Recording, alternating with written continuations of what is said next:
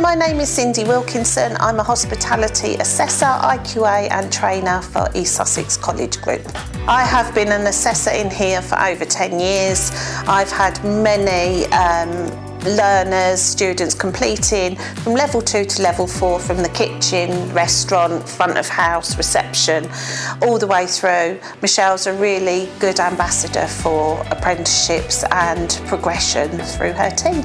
As well as learning the practicalities of the job through the employer, they're learning the knowledge and experience of what makes up the whole of their job role through their qualification.